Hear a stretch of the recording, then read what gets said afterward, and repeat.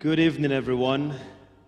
And let me take this time to welcome each and every one of you to our live broadcast as we discuss the vaccine and particularly the coronavirus. There are so many things out there, ideas and beliefs out there. Persons are afraid of taking the vaccine. And we want to hear from those on the front line, and particularly doctors who are trained in that particular area, to share some light on what's happening out there and to answer some of the questions that you have. I want to thank those of you who took the time off this week and today to send your questions in, and at some point in the session we will answer your questions. Tonight we have with us Dr. Hendrik Watson. He is from the beautiful island of Barbados. He was trained in Cuba for 7 years. He completed his internship right here at the Sir Lester Bryan Bird Mount St. John Medical Center and have been in the pediatric department ever since.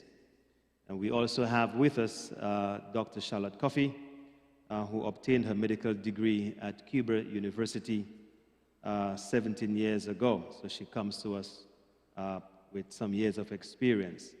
And she has a post-Grand Master of Science in Healthcare Education and Clinical Leadership at Kingdom University in the UK. Currently, she works as Port Health Officer with the Ministry of Health.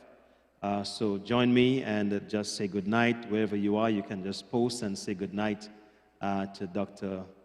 Watson and Dr. Coffey. Good evening, sir, and good evening, ma'am. Good evening. Good evening. All right, so I'm going to give Dr. Watson an opportunity to share with us some information about the coronavirus and also the vaccine. Dr. Watson. All right, so good evening, everyone watching live. We're going to go through the presentation, and then afterwards I'm going to let Dr. Coffey answer some of your questions. I would hope that I've covered most of the questions everyone have burning at home. So basically, hope everyone is watching the presentation. I have a list of different questions that we're going to go through. So first off, is the vaccine safe? Currently approved, the COVID-19 vaccines are considered to be safe and effective. Most side effects occur within 6 weeks of someone getting the vaccine. The FDA has required 8 weeks of safety monitoring, and the FDA has advised a minimum of 3,000 participants to assess whether or not the vaccine is safe. And currently, at least 30,000 to 50,000 participants have been in the safety testing. So it's safe to say that the COVID-19 vaccine is safe. This has demonstrated how safety is a top priority for the FDA and the healthcare community. All right, so another question is, can we trust the speedy development of the COVID-19 vaccine?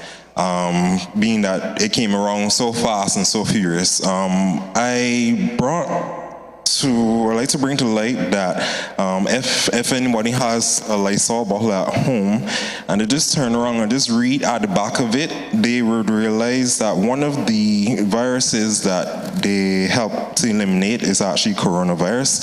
So that's just to point out to you that the coronavirus has been around and the community does know about it, as well as the grand scale of the global community effort that has been in terms of preparing this vaccination. Because, one second, because that is one of the concern persons have, that the coronavirus was manufactured in some lab as some warfare material. But even on the very cans that we are seeing, it has been in existence for so long. That's so true. So it's been around, so just that it's unfortunate that, we had this global breakout and it has affected a lot of people and our lives, our daily lives, and also it has caused significant mortality and morbidity. Right. All right, so it's just safe to say that the FDA and the other community bodies have gone at various times to make sure that the different vaccines that are available are saved. So basically, how do COVID-19 vaccines work? In a nutshell, the COVID-19 vaccines basically are, let's say, teachers or guides that they are able to show our bodies what the COVID-19 virus is before having any effect on us or without giving us the COVID-19 vaccine itself. It helps for our bodies to build up any antibodies needed in the future or any event that we are infected ourselves.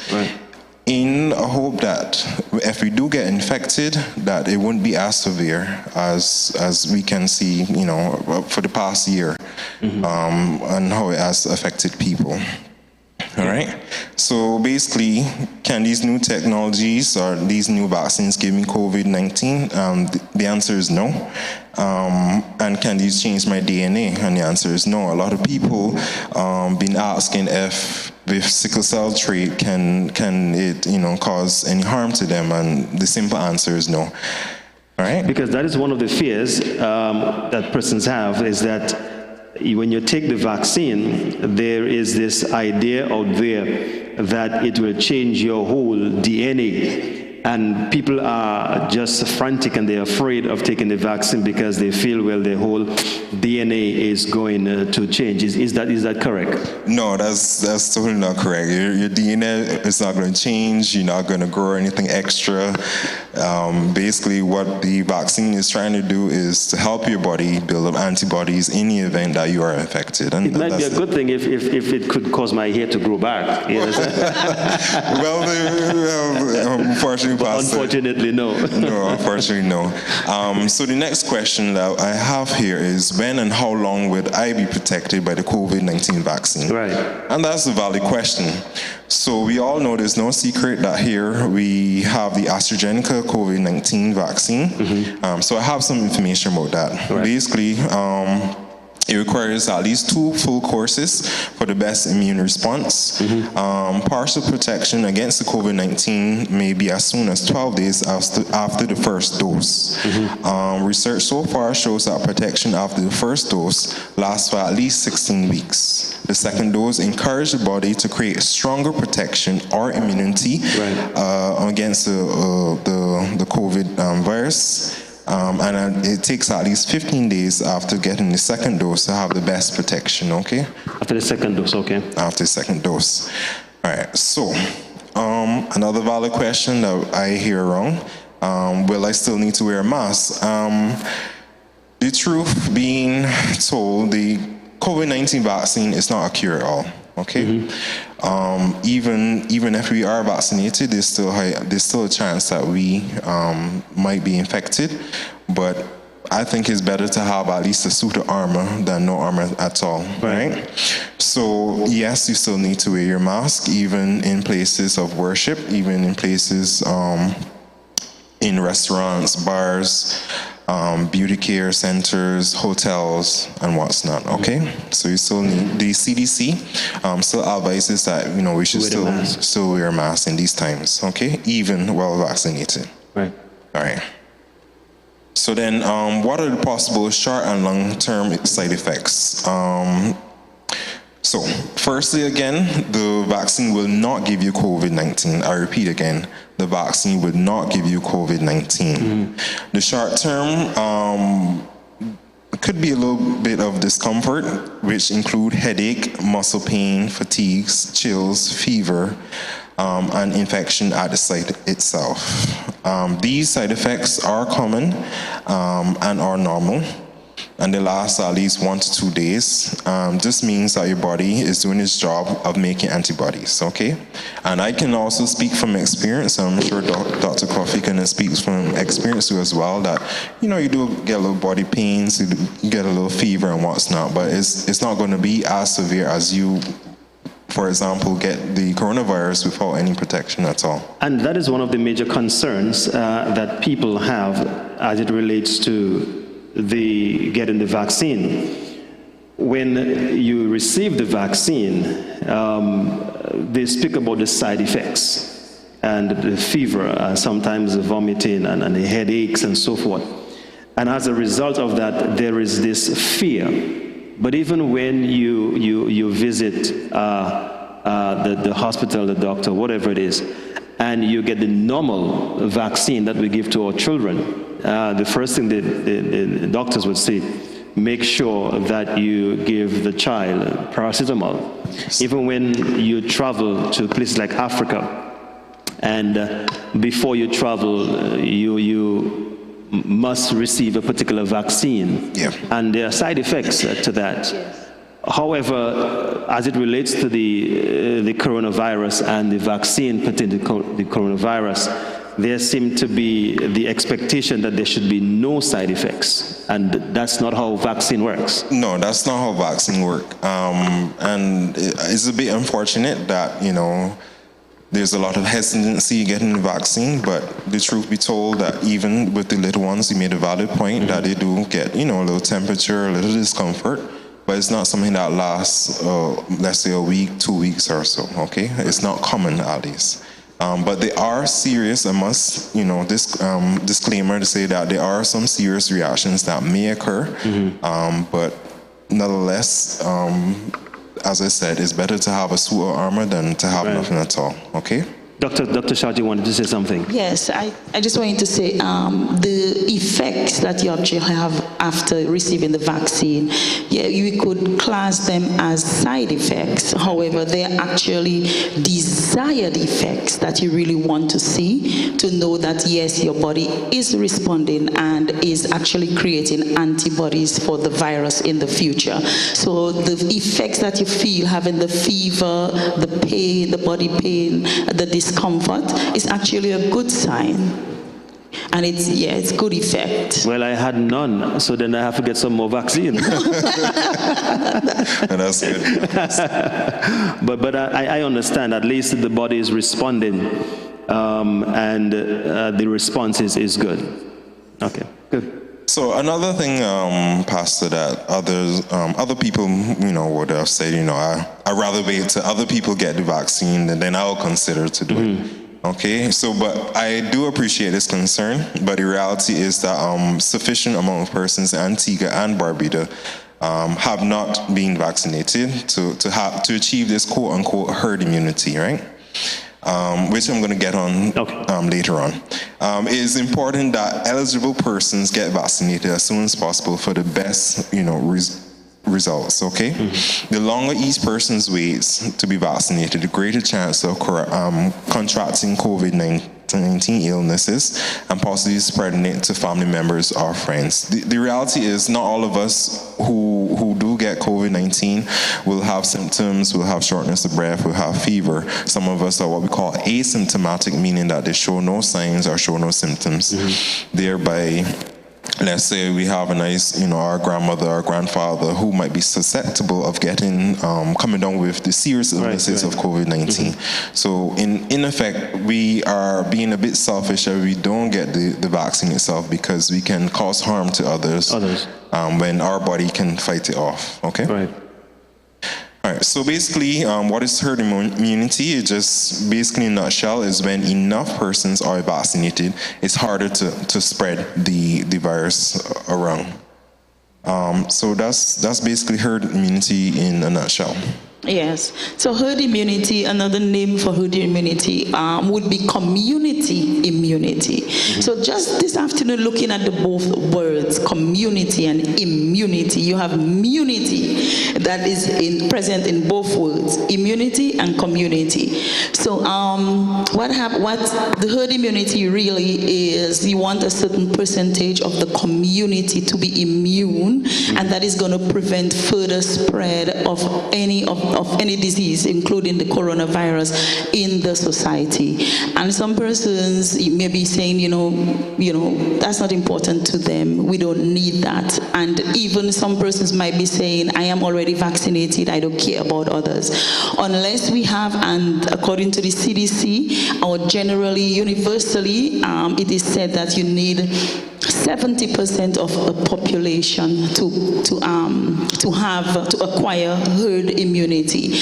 And even looking at the stats in Antigua, or I even thought before even talking about Antigua, we could look at the PS church, look at a small congregation, look at even your home, right? If one person would become infected with the coronavirus, yes, right now our numbers are low, but Trinidad number is over the edge. Right now, St. Kitts Nevis today has declared a new curfew, and St. Kitts Nevis, for example, is one of the countries that have been doing very well. So we are not off the bat as yet, and so it's very important that we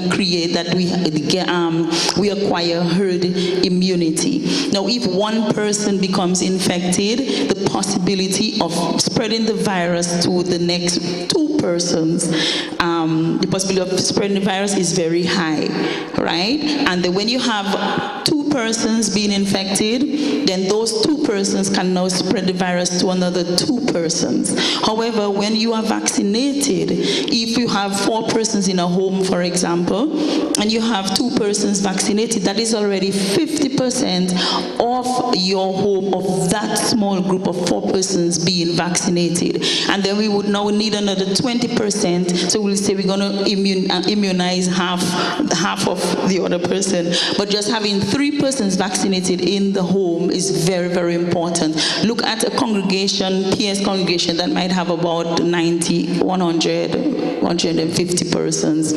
So we would need 70% of that 150 persons, that is roughly 80 persons, right? And without that 80 persons, we can't become comfortable in coming to church anymore. So it's very important to get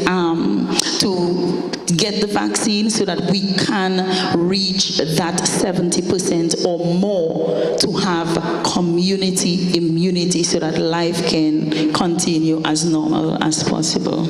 And that's so true. All right, so another question that usually comes up is, what if I had COVID-19 or if I have tested positive for the antibodies? Should I still get the vaccine? So then even if you had the COVID-19 virus, you should still get vaccinated. The COVID vaccine may offer more reliable and sustained immunity than a previous infection. At the very least, it will add another extra layer of targeted protection. Got that. All right? So, could I get COVID-19 from the vaccine? As I said before, and I'll say again, no. None of the authorized or recommended COVID-19 vaccines contain the live virus that caused COVID-19. This means that a COVID-19 vaccine cannot make you sick with COVID-19, okay? The desired effects that we see, like the chills, the fever, and what's not, those are just the body reacting to the vaccine itself, not to say that you have COVID-19 now, okay? What it does, it teaches our immune system how to recognize and, if needed, how to fight the virus that causes COVID-19. Okay. AstraZeneca vaccine that we are taking, and a lot of people have been saying they want the Johnson & Johnson, but the Johnson & Johnson's actually is the same basis as the AstraZeneca vaccine. The base is actually another virus, which is the adenovirus. That's a virus that could cause the flu, cause gastroenteritis, etc. That is the basis upon which the vaccine was developed. It's another virus that looks like it causes the spike protein when someone encounters, or when someone encounters the COVID-19 virus. One of the concern, and I think the major concern that persons have about the AstraZeneca vaccine is that it causes blood clots. Several nations of the world have stopped using it or have placed restrictions on it, or would want to do further investigations to prove whether or not that the AstraZeneca vaccine does cause blood clots. What's your information on that? Okay, so blood clots, the formation of blood clots, it's a rare immune response that occurred in a few persons, a very small number of persons after receiving the coronavirus. So after the vaccine. So after the AstraZeneca vaccine was deployed to about 115 countries, sometime in March, a whole 115 countries where you had billions, I think 1.4 billion people receiving the vaccine. That's when they found out that there were a few persons with that response, which is very rare, and it is said just one person in every 100,000 persons showed up with the clots. And if you think of Antigua's current population is about 98,000 according to the Worldometer. 98,000 persons with one.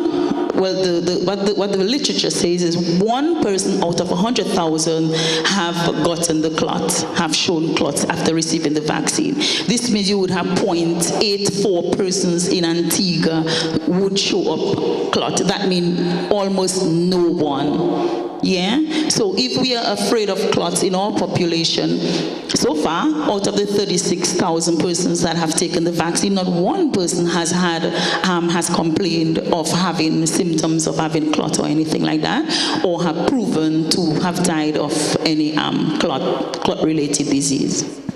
And I can say for certain that's true. I haven't heard, especially at the hospital, of anyone dying of clots from after receiving the vaccination. The vaccine. Right.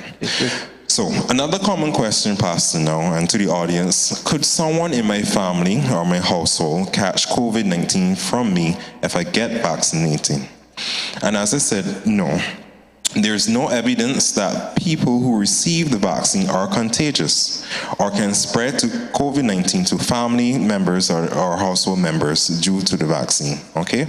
However, it is possible that someone who is infected with COVID-19, asymptomatic, remember we spoke about that, meaning that they couldn't have the virus itself on board, but they're not showing any symptoms, and they could spread to others unrelated even after they have received the vaccine. Okay, just a question here. So, for example, I am fully vaccinated. I received my second shot a couple of days ago. So I have another 2 weeks to wait to have the full, and I contracted the virus.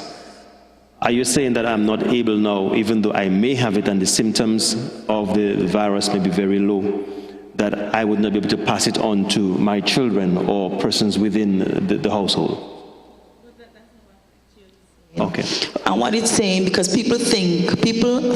there's a myth or a belief that if one gets the vaccine, that they actually get in the virus, COVID-19 virus. So what he's saying is, if you have the vaccine, you can't spread COVID-19 because of the vaccine. However, yes to your answer, that if you are vaccinated, you have the first dose and you still are waiting to complete the full-fledged effect of your second dose to be deemed fully vaccinated, you have to have had your second dose of the AstraZeneca for 14 to 15 days. And if you contract the virus, then yes, there is a possibility of transmitting the virus to someone if you don't follow the protocols. While we're on this, how important it is, because I think that's one of the problems that the present government, and not only I am observing, not only the government of Antigua and Barbuda, but the United States. Most persons rushed out, or a lot of persons rushed out for the first jab, but persons are not going back for the second one. How important it is to get that second shot?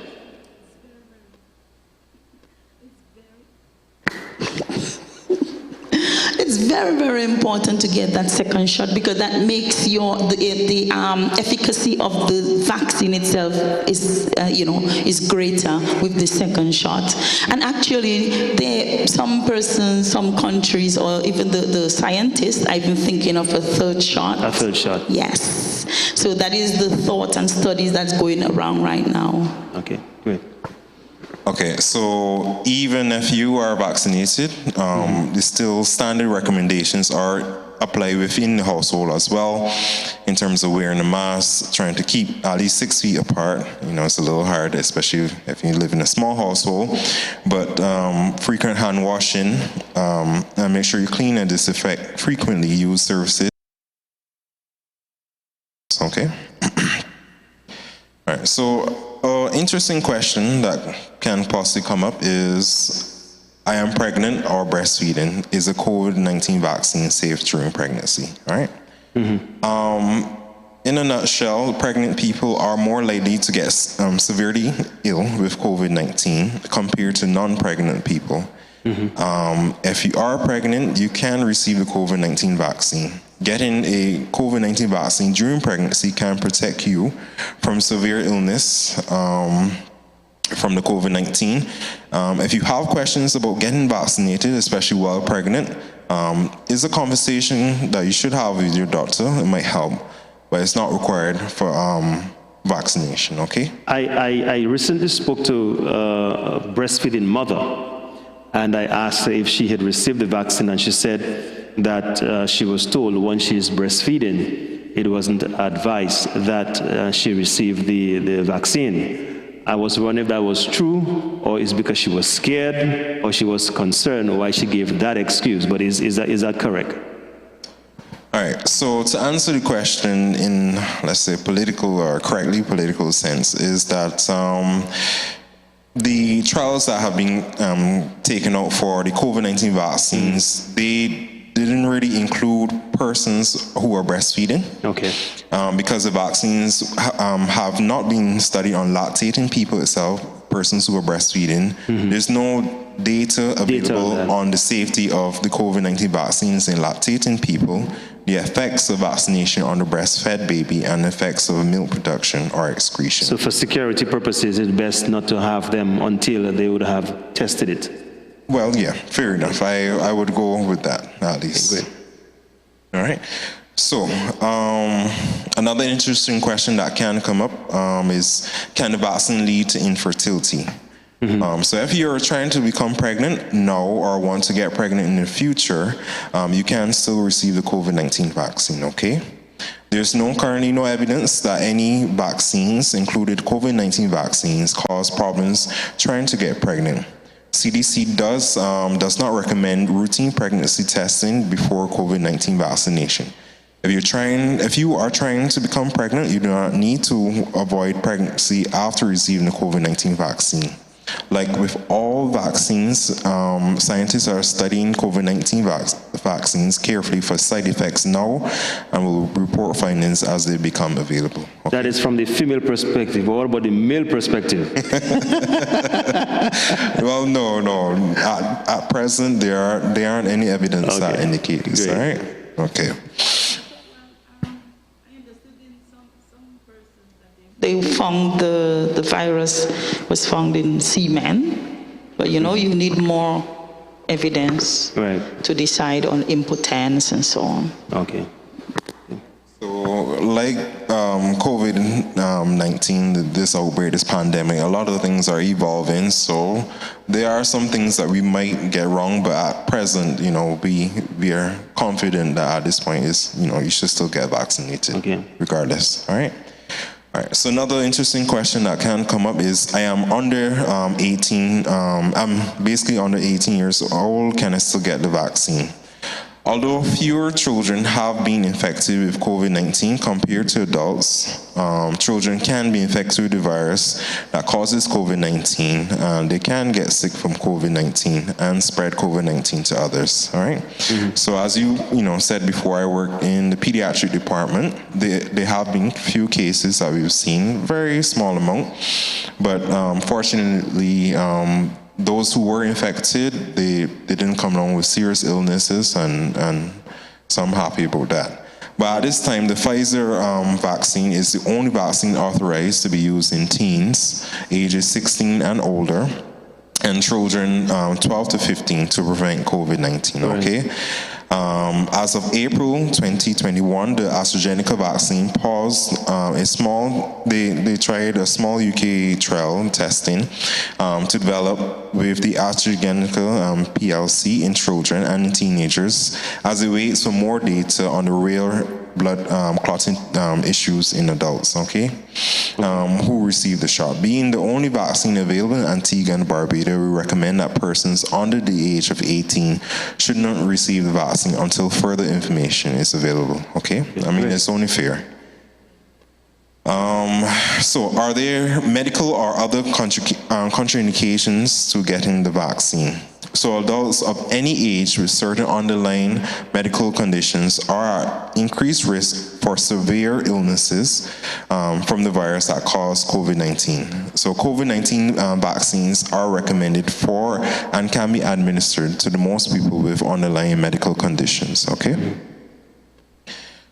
So those who watching, we can go through just a few of, so here's the current list of high-risk medical conditions that put people at risk for severe COVID-19 associated illness, all of which may receive the vaccine still, So a few, I'm just gonna go through a couple of them. So for example, age. Older adults are more likely to get severely ill from the COVID-19. More than 80% of COVID-19 deaths occur in people over the ages of 65. Wow. And more than 95% of COVID-19 deaths occur in people older than 45. I just want to share a personal point. I unfortunately in the month of February, my great uncle overseas, he contracted the virus. He wasn't vaccinated, and subsequently he had passed away. Oh. From a personal point of view, I really would encourage those, please get vaccinated. It would, at least, if you're not thinking about yourself, just think about the other person that, you might come in contact, All right, so persons especially with cancer, chronic kidney disease, all these are people that can receive the vaccine. And these are the underlying issues that we're talking about. Yeah, these are the underlying issues that we're talking about, So these issues, they might be a little bit more severe in terms of when they get the vaccine itself, but it's not something that's going to cause serious effects long term, So a person with diabetes, Down syndrome, heart conditions, persons with HIV, persons who are overweight and who have sickle cell disease, persons who would have substance use disorders, etc. These persons still can receive the vaccine. They can. They can. Okay. So I get my information from Facebook or other social media. So I understand we are on Facebook, but there are some other information that might not be as reliable. I would encourage those persons, if they really are serious about getting the vaccine and they want to read up on some information. So if you go to www.cdc.gov/coronavirus, you get all the reliable and up-to-date information as it comes out. Okay. Say that again. Give that. So I will say again, www.cdc.gov/coronavirus. Okay. And some of the questions that persons have, they can find the answers. Yes, to some of those you can find the questions. Say everything is free and you're able to access that information. Okay. So lastly but least, my last slide, COVID vaccine warnings, possible side effects for seniors, and as you can see that. Once we all do our play our part, that hopefully this pandemic can come to a close, okay?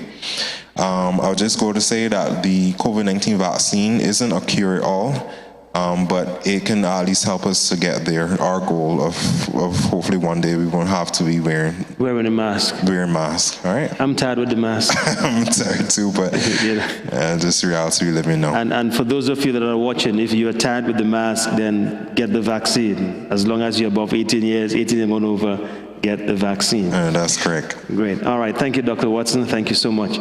Dr. Coffey, tell us, in terms of what's happening, what's the current state, what's happening in Antigua and Barbuda as it relates to the vaccine, and what can you say to persons out there that for whatever reason they have some concern and they're hesitant in terms of taking the vaccine? What can you say to them to give them the reassurance and the comfort that taking the vaccine is safe? Okay, so I would really like to remind Antiguans and Barbudans of what happened to us in March, late February, March of 2021, when we had that spike in cases, and when at one point we had 300 and something active cases. To date, up to today, we have only 10 active cases, right? Out of the 98,000 persons, the approximately estimated 98 persons living in Antigua, only 32,000 persons have received the vaccine so far, well, with the first dose. Yeah, we have a 4,000 right now with the second dose. Yeah, so we need people to go out there. We notice the hesitance in people continuing to take the vaccine, and those who have had their first dose are kind of hesitant in taking the second dose. We need to just remember what happened earlier in the year. Also, apart from just the spike that we had, in total we have had 42 deaths in a small community, all because of COVID-19. Those 42 deaths, to persons listening, you might not have experienced a death, but it was some family member of others. Right? And you can never tell, as I just mentioned, some of the other Caribbean islands that are actually battling COVID-19 right now. We don't know what could happen tomorrow in Antigua because we have, our borders are open and we have people going back and forth. You need to take the vaccine to prevent another spike. And not just the spike, but to prevent the complications and possible deaths, to prevent more deaths. And then the other deaths that we could have in the future could just be your family or yourself. We know that the COVID-19, the AstraZeneca vaccine, the vaccine that we have right now, will not prevent you totally, according to what Dr. Watson said, from contracting the virus. But we all know, we are aware, with all the information that we have, that it can prevent complication and consequently death. So we want to implore, we want to ask persons to please come and get your vaccine. And very soon from now, because right now they're saying that you have, there is a gap now with, I think, 140 million doses of vaccine lacking that are needed around the world. And by the end of June, the number is going to go up, where we'll be needing, we have a lack or would be behind by 190 million vaccines. Now, some of the vaccines that we have will soon be expiring, and people are now begging around the world. Look at India, where India actually donated vaccine, and look at India is having thousands, 20,000 new cases to date of coronavirus, and they're actually battling and crying out, can we get vaccine, can we get vaccine? So Antigua and Barbudans, we have the vaccine, what we have now, let us use it before they expire. Let us use it before we have to be crying like India. It's very important. The vaccine is not, and Pastor can tell you, according to the Bible, the vaccine has nothing to do with the mark of the beast. The mark of the beast has to be on your forehead or your right arm. The vaccine, you decide which arm you put it in. So that already is saying that it has nothing to do with mark of the beast. You decide if they put it on your left arm or your right arm. Actually, you do have a choice, because people are deciding they want it or not. But we are telling you that it is better. It is better and it is wiser to take the vaccine, because you do not know what tomorrow may bring. Right. Okay. I want to talk about the mark of the beast, because what the unfortunate thing, and I will talk about it a little later. The unfortunate thing about the mark of the beast is that you do have ministers of the gospel propagating that idea. And that is where it is bringing a measure of fear, even within the religious circle. But I want to get back to what you said about India and what's happening in India. And it is touching when you see what happened to India. I remember our Prime Minister, when we got the first set of vaccine, that they went back and asked India, can you give us some more? And then India said, no, we need to take care of our people. And shortly after that, it was just chaotic in India. And I said to myself, look at this. This particular nation donated free vaccine, to us. And we are just allowing it there and not utilizing it. And they need it, and they need it. So we pray for India. We pray that they would recover, that the kindness that they showed to us, that God would show kindness and favor to them, and somehow have that nation vaccinated and persons receive the vaccine, that they can recover. There are some questions that came through our WhatsApp today, and I think some of them you would have mentioned, but I want to ask them specifically again, and then you can answer.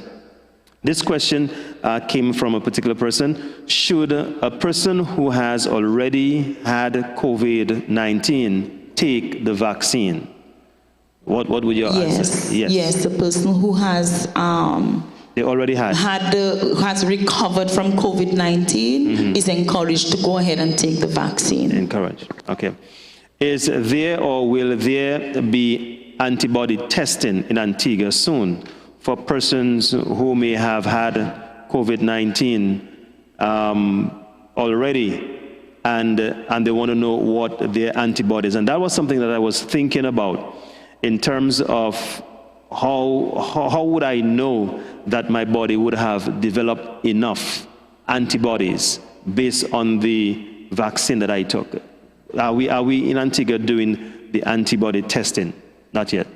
Not yet. Okay. Not yet. And in order for us to get good antibody readings, we will need to acquire the herd immunity. We will need to all get vaccinated to create the antibodies.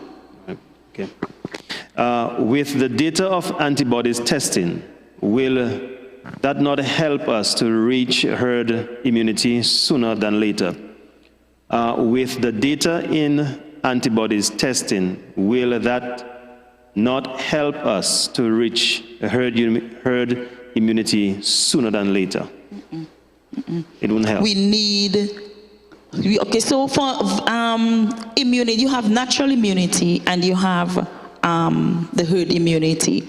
Natural immunity, is where you allow yourself to get infected with the virus for whatever reason, and you develop immunity. Now, that can lead to death. That can actually lead to complications and death. I know of persons who have recovered here in Antigua after 9 months of COVID-19 and had to learn to walk again. Was never ill, and right now is suffering from all organ problems. So if we have to wait on natural immunity, it's better we decide, let's just give up and die. The whole community die. Now, herd immunity, when we have received the vaccine, when you have the percentage of persons, the 70% of persons. So 70%, for example, if this church has 100 persons, we need at least 70 persons to take the vaccine, to be vaccinated, so that we can now have herd immunity. Yeah, and to develop the antibodies that we need. Now, after those 70 persons would have been immunized, the 30 other persons could have antibodies. Yeah. But that would have to be tested. Right now, if we go around doing antibodies, it's going to be a waste of resources checking antibodies. Yeah, and then we would also get false information. We can get false positive and false negative information. Antibodies, if we do antibody testing right now, it's just going to give us an idea of your exposure to the COVID-19 virus. Yeah. But sorry, I don't mean to interrupt there, Pastor. So basically, what Dr. Coffee is trying to say is, if we all kind of wait around until the natural immunity kicks in, or wait to others persons get vaccinated, it's going to put yourself at risk as well for getting the COVID-19. And the same antibody testings and what's not, it wouldn't really make a difference, because at any day, a lot of us aren't vaccinated. So then the time for it takes to actually to build the antibodies and what's not, it wouldn't make a difference at any day. So that's why we are encouraging persons to at least get your vaccine, get your vaccine in, and with time, once all of us play our role, that herd immunity would kick in. All right, but at this point, a lot of us, all we're doing is just kind of watching each other. If you're going to get it, you watch and wait. But watch and wait might cost you your life. Right? Watch and wait might cost you your life. This question, I think you mentioned, you did touch on it. How safe is the vaccine if you have sickle cell? And I think you did mention that you can, even though you have sickle cell, it is still safe to receive the vaccine. Yes, Pastor. Even if you have sickle cell, you can still take the vaccine. At any day, the COVID-19 vaccine is not going to change your DNA. It's not going to change your person. Okay? Mm-hmm. All it is just some bit of protection against the virus itself. That's basically it. That's what it boils down to. Okay? It's just showing your body, here's a picture of what COVID-19 looks like.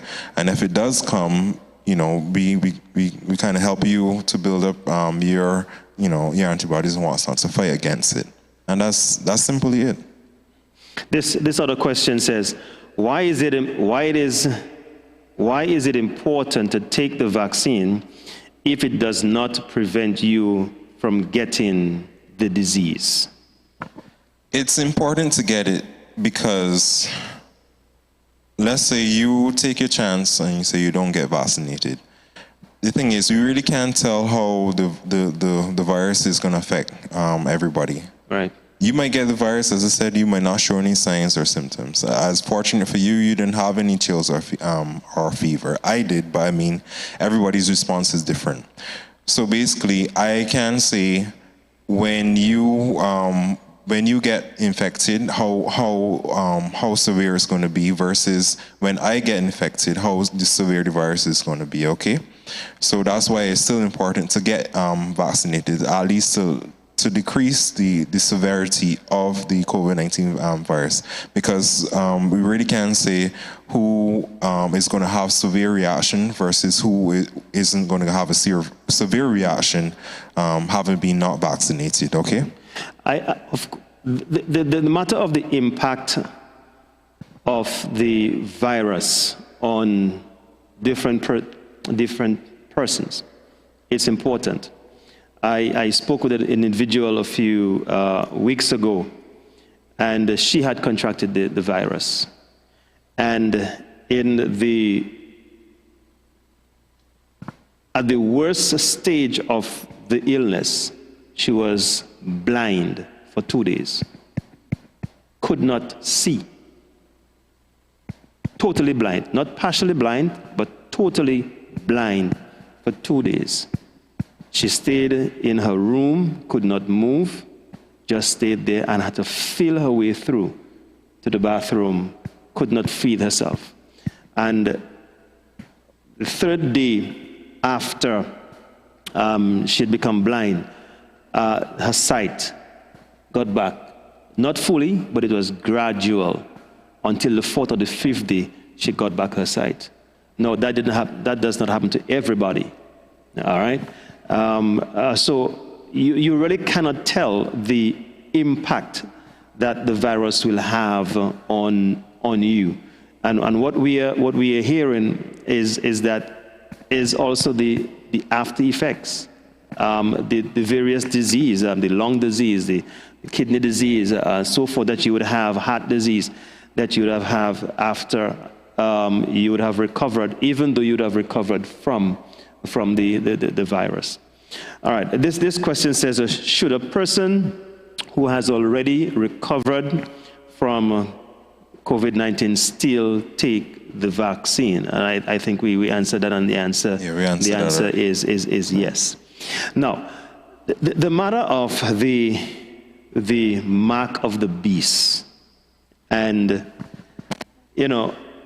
every time I think about that, and you do have persons out there who are talking about it is the mark of the beast, and for me it's laughable. For me it's crazy, because you can't find, when you study what the mark of the beast is about, and when you study the vaccine, the mark of the beast and the Antichrist and the false prophet has a lot to do with worship. Satan wants to be worshipped. He wants to be adored. All right? We know in the book of Ezekiel that Satan said, I want to exalt my throne above the heavens and above God. And God rebuked him and kicked him out of heaven. Even when Jesus was on earth, he took Jesus on a high mountain, and he said to Jesus, all this will I give to you if you bow down and worship me. Satan is about worship. All right? So the mark of the beast, and I said some time ago, Satan is not a politician. He's not an investor or a politician. He's about worship. All right? So when you read the Word of God, and it speaks about the first beast and the second beast, and the Antichrist and the false prophet and the beast, this image was made in the image of the first beast, and the second beast, false prophet, is asking persons to worship the image, and now you have the mark of the beast. And I ask persons, if the vaccine is the mark of the beast, then where is the image? Because persons must worship the image. All right? Where is the false prophet? Where is the Antichrist? And I ask myself this other question: how many vaccines are there? We have the Moderna, you have AstraZeneca, you have Johnson & Johnson, you have Sputnik or whatever you call it, you have the China virus, you have about the China vaccine, you have about 8 different approved vaccines out there. And the question is, which one is the mark of the beast? And they were all created in different countries, except Moderna and Johnson, United States. All right, persons are afraid of trusting Russia. Some are afraid of trusting China. So which one is the mark of the beast? Can all be the mark of the beast? So it doesn't add up. And I think it is wrong. It is just wrong for ministers of the gospel to propagate that idea that the vaccine is the mark of the beast, and they are discouraging others, all right, from receiving the vaccine. I am for the vaccine. I am for the vaccine, and I would encourage as many persons, everybody, in terms of 18 years and over, to strongly consider taking the vaccine. All right? I mean, I am tired of wearing the mask. I'm tired of, all of these restrictions and so forth. And I'm saying the quicker we are able to reach herd immunity, I believe it is the quicker we are able to get back to some level of normalcy. I'm not sure if we'll ever be able to get back to 100% how it was like before. I don't think so. I'm not too sure about that, but at least we would get back to some level where life would feel like some level of normalcy again, that we'll be able to go to the beach again, we'll be able to gather for birthday parties, and we'll be able to gather with family members and so forth. And the longer persons they procrastinate and the longer they take to make up their minds to have the vaccine, is the longer that the process is going to take. That's true. My concern also is what's happening in Trinidad. All right, what's happening in Trinidad with the various variants. And my understanding is that the longer we take to reach herd immunity, is the greater the chances there be for various strains of the virus to develop. And the greater amount of strains out there would create greater difficulties for those in the medical field to treat persons with the vaccine. So for us to arrest this situation as quickly as possible, each and every one of us, I think we all need to do our part to ensure that it's not just about you, but it's about the community. It's about the nation. It's about economic activity.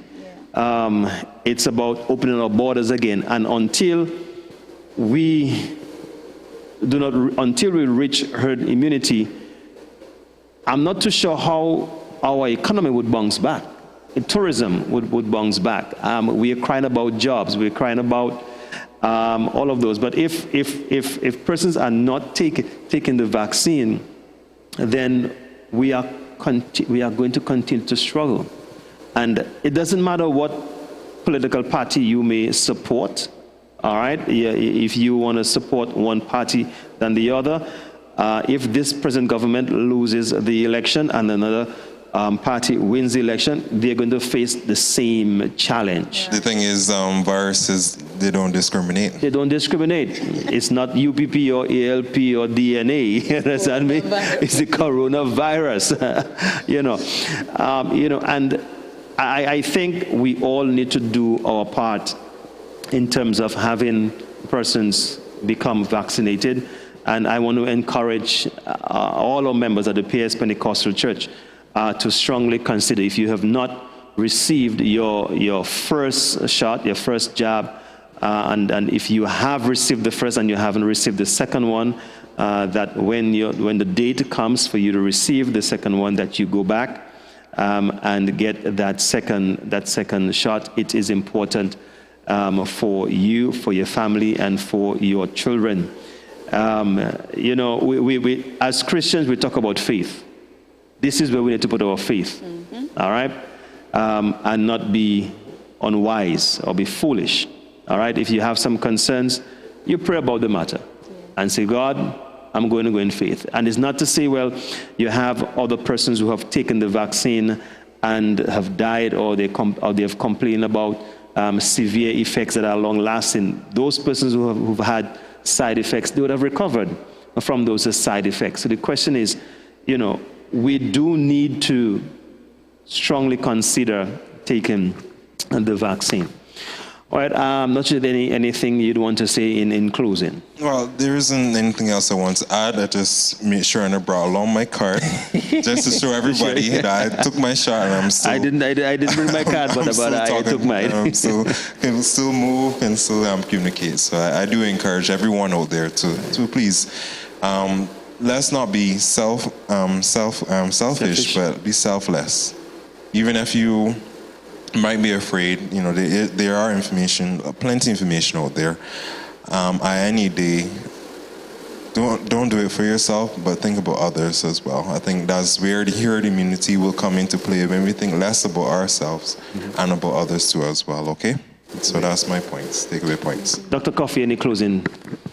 Well, as Dr. Watson said, so I have had my shot, I had my jab, and those of you who might be afraid to go out there in the community, I want to encourage you to go ahead, go to the health centers. There is the weekend train as well out there in the market and other places. You listen to the radio, you can know. If you are too very ill to go, tell Pastor, let him know and he will tell me. I can assist with that. On Friday, God's willing, at my office, I'll be administering COVID-19 vaccine at Belmont Clinic. So if you're interested, let me know as well by tomorrow, so we can get some more for others who might want to come over there, in a more private area to get your vaccine. However, the government has provided those vaccines from the government. The government has ensured, tried, and has acquired those vaccines to administer to the population. Everybody, I cannot take 5 doses, just 2. The Prime Minister is just 2. He could take as well. Pastor is just 2.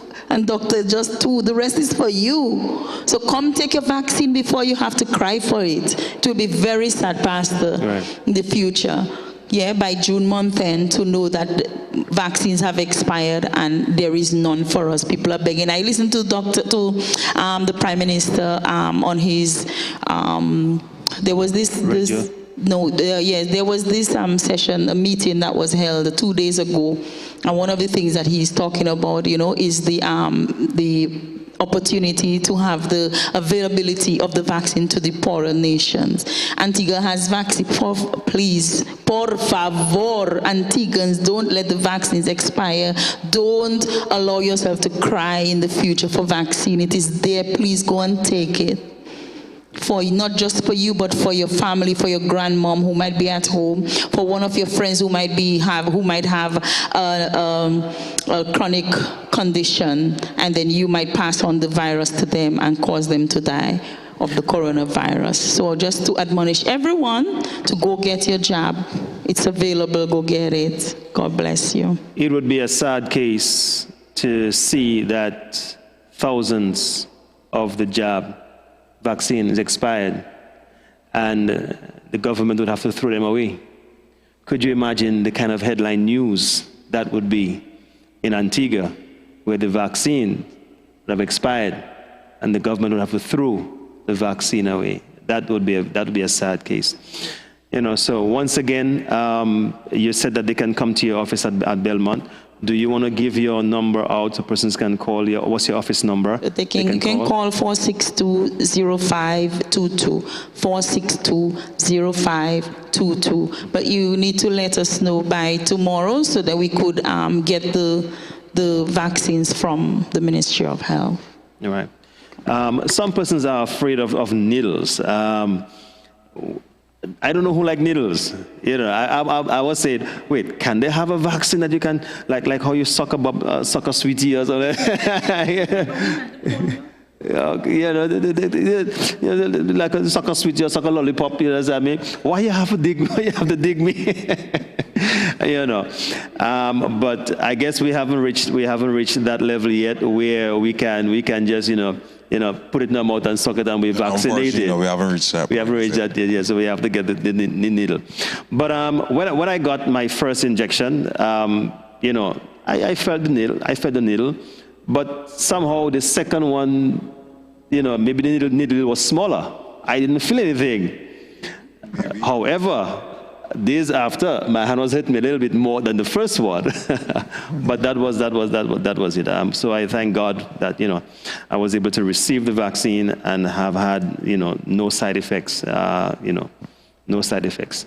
I met a few persons, and they said, Pastor, I had the vaccine, and it's the most food I ever ate. I just got hungry. And for 2 days straight, they ate more food than they ate in a week time because they were just extremely hungry. I have a testimony from someone who said, from the time he got the vaccine, even his feet got cleaner.